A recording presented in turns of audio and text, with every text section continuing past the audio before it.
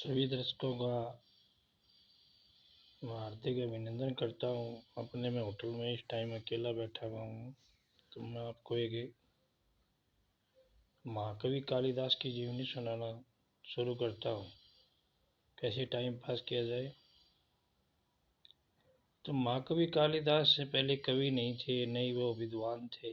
उनको विद्वानों की श्रेणी में आते हैं महाकवि कालिदास। तो दोस्तों, एक पेड़ के ऊपर चढ़ा हुआ एक कालिदास उसी टहनी पे बैठा हुआ, उसको आगे बैठा हुआ पीछे से काट रहा था उसको। तो टहनी कटे तो वो नीचे गिरेगा। तो इसी दौरान अब 5 है वो प्रकांड विद्वान है, वो उस राज्य में राजकुमारी से वाद विवाद प्रतियोगिता में हार करके, वो रानी रत्नावली थी वो राजकुमारी, उससे वो हार करके लौट रहे थे। और जो ही तुलसीदास उल्टा बैठ करके उसी डाल में बैठा, उसी डाल को काट रहा था। उल्टा बैठा हुआ था, आगे से काटे तो ठीक, लेकिन वो पीछे से काट रहा था। तो उन विद्वान पंडितों ने सोचा कि राजकुमारी के लिए ये विद्वान है वो ठीक रहेगा। तो उसको कालिदास को पेड़ से नीचे उतरने के लिए कहा, तो उसने पहले तो मना किया, फिर वो उतर गया। उन प्रकांड विद्वानों ने कालिदास को समझाया कि तुम्हें केवल मौन रहना है। तो उसको अच्छी तरह से नए कपड़े पहना करके, स्नान करा करके दरबार में ले गए, जहाँ पे वो राजकुमारी बैठी हुई थी। वहाँ वाद विवाद प्रतियोगिता शुरू हुई। तो राजकुमार ने एक अंगुली की,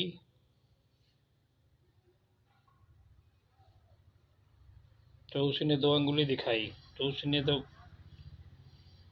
फिर उन विद्वानों ने उत्तर दिया कि आपने कहा कि ईश्वर एक है, तो हमारे गुरुजी बोलते हैं कि आत्मा और परमात्मा को मिलाकर के ईश्वर का निर्माण हुआ, यानी कि आत्मा और परमात्मा मिलने से ईश्वर वो किसी वस्तु का नाम उन्होंने बताया, यानी आत्मा और परमात्मा मिलन को ईश्वर कहते हैं, ये उन्होंने उत्तर दिया। तो दूसरा प्रश्न उसने किया कि उसको 5 अंगुली की पंच तत्व है, ऐसे 5 तत्व दिखाए।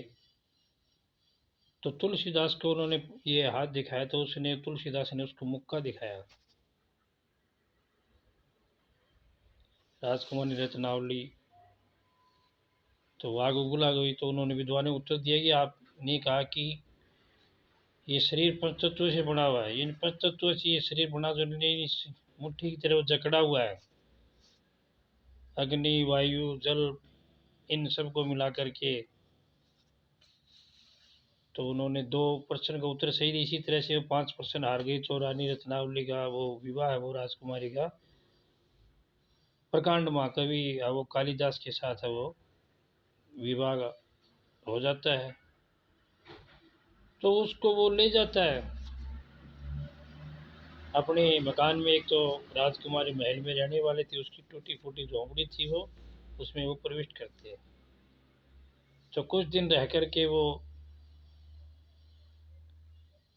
अपने पिता के यहाँ चली जाती है, अपनी माँ के।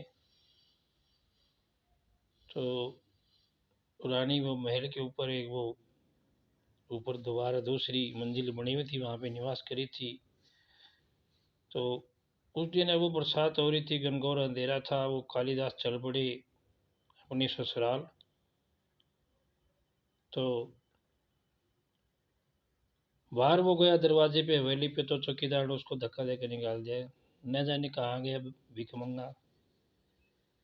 तो उसका ध्यान गया एक वो महल के ऊपर से उसको एक सांप लटका हुआ था, अंधेरे में दिखाई नहीं दिया। वो मकान की मंडेरी के ऊपर है वो चिपका हुआ था ऊपर सीधा। तो महाकवि कालिदास जी ने वो सांप की पूंछ पकड़ के वो ऊपर चढ़ गया, वो महल में प्रविष्ट हो गया। तो राजकुमारी रत्नावली उसको देख करके, उसकी वो मंगेतर थी, उसने उसको शादी कर देगी तो उसकी पत्नी ने देखा कि तुम कहाँ से आए, बोले तुमने मेरे लिए वो दीवार से रस्सी लटका रखी थी, मैं उससे चढ़ करके यहाँ गया।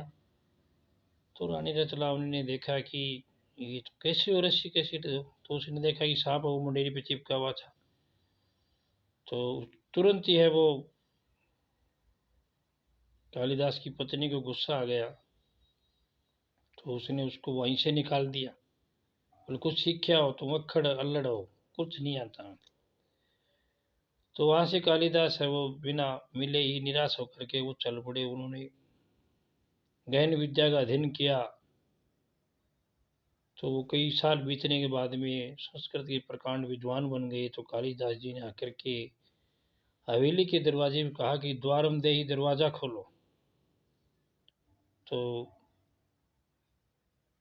रानी रत्नावली ने सोचा कि ये संस्कृत बोलने वाला प्रकांड विद्वान कहाँ से आ गया। तो उसने जो ही है वो पहरेदार से गेट खोलने कहा कि रानी ने देखा कि कालिदास जी बाहर खड़े मुस्कुरा रहे हैं। तो रानी ने उनका अभिवादन किया और अंदर पेश किया। उसके बाद भी वो अपने मकान में चले गए। तो कालिदास इतने बड़े प्रकांड विद्वान बन गए, तो उन्होंने महाकाव्य, अभिज्ञान शाकुंतलम, मेघदूतम, यानी अभिज्ञान शाकुंतलम उनका महाकाव्य बहुत बड़ा था, जिसमें राजा दुष्यंत और शकुंतला का वर्णन है, उर्वशी का वर्णन है।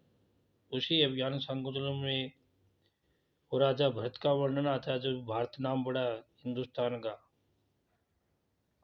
तो इस तरह से है वो एक बार कालिदास है वो घर के आंगन में बैठे हुए भोजन कर रहे थे। उस टाइम वो उसका कच्चा हुआ आंगन था, वहाँ गोबर का लेप किया हुआ, तो वो गोबर का वो लेप किया और लेवड़ा खा गया आंगन का। इतने वो विद्या में ध्यानमग्न हो गए, उन्होंने बड़ी उम्र में भी कुछ सीख करके तो वो इतने बड़े विद्वान हो गए। उसने वहाँ काव्य लिखे, जैसे अभिज्ञान शाकुंतलम महाकाव्य था, संस्कृत में लिखा। मेघदूतम, मेघ यानी बादल को दूत बना करके वो एक महाकाव्य लिख दिया। जैसे एक कुमार संभव। तो कई बार क्या होता है कि पत्नी पढ़ी लिखी होती है, आदमी गंवार होता है। कई बार उल्टा होता है कि आदमी पढ़ा लिखा हो, पत्नी गंवार होती है।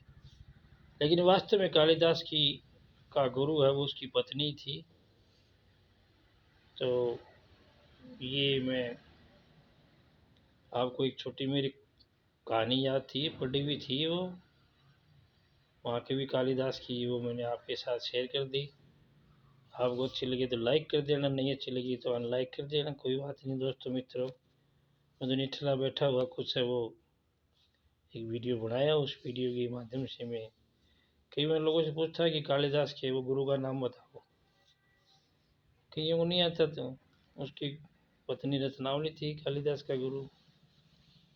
ठीक है दोस्तों, जय श्री राम।